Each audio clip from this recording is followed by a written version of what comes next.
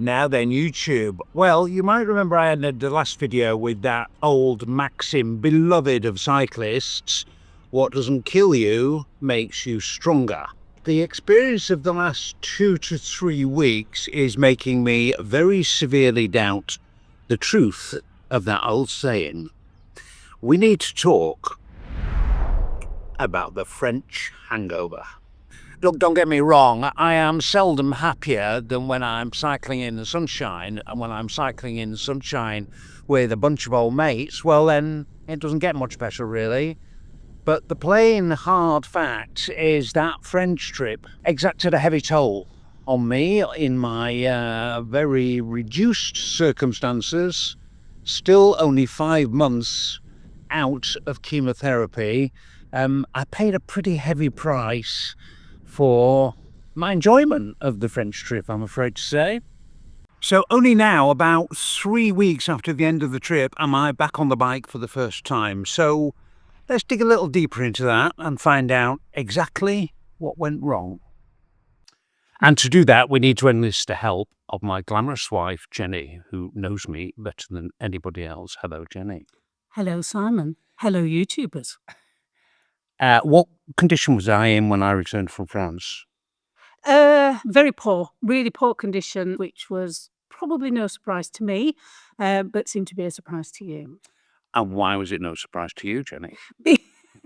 Because there was always the fear, as there has been all along throughout this journey, that you would try possibly to do a little bit too much too soon. You being you meant that you kind of wanted to put as much effort into it as you possibly could, and probably more effort than you probably should. And as a consequence of that, you came back utterly and totally exhausted.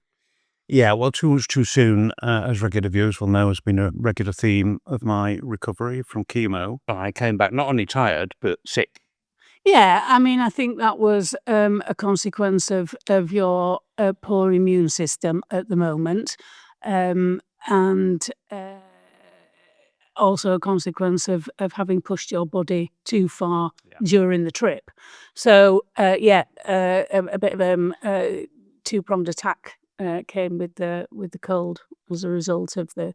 Well, there was three-pronged attack, actually, which we'll get to the third prong in a minute. But the other thing that viruses of any kind, or any kind of bodily reaction that I get, it seems to be like 3x or 4x from any kind of normal person. And I've got a bit of a view on this. Oh, I'd love to hear that. You do feel as though you have a ×2, ×3, ×4 sometimes reaction. And I do sometimes think that is about tolerance. So as much as physically you feel intolerant, sometimes as well you feel mentally intolerant. So something generally known as being pissed off. Yeah, and something that you would normally think, I've got a shit of a cold and I don't feel great, it feels 10 times worse mentally for you, because it's just another thing that you have to deal with. So that intolerance that we talk about, I think, does become both a physical thing and a mental thing. And obviously we need to work on both of those as we progress. I agree with that. And then the third prong of these stresses on my body, which are fatigue, the effects of virus, was the heat wave. My God, it's been hot. I think we've had 14 or 15 days of temperatures well over 30 degrees centigrade. But actually, heat puts quite an extraordinary amount of stress on the body. And again, I think we both felt that, but I think I, as usual, have felt that like 4x or 5x. Everything you do feels very, very difficult. And I think probably for the first time this year, Simon's felt the same way that I feel with the heat. Normally, you'd be much more tolerant. Well, I like it. I like it warm. I do like it warm. Whereas I like it warm, but anything over 30, and it's like, for me, it's just too much. Yeah. So at least we're on the same page with that one now, I think, aren't we? Well, I think we're all on the same page, aren't we? Eventually, we just had to escape the heat, so we headed for Andorra and altitude. And we are on the chairlift, La Coma chairlift. We already got a gondola. and we are going up to what I think is the highest point in the Pyrenees. It was cooler up above 2,000 metres, and Andorra being such a beautiful place, we had to do some walking, quite a lot of it uphill. Despite the uphill gradients, it was a very restful break in a very, very beautiful place. I didn't take my bike. Allez, allez, allez! Which was probably a good thing because the hills looked murderously steep. We've completed our analysis as the person closest to me and who has lived with me through every step of this quite horrible journey most of the time. What would be your advice now, moving forward? Oh. Well, I think I've always said a certain thing about Simon, and that is that he is a very difficult dog to keep on the porch, particularly in a storm.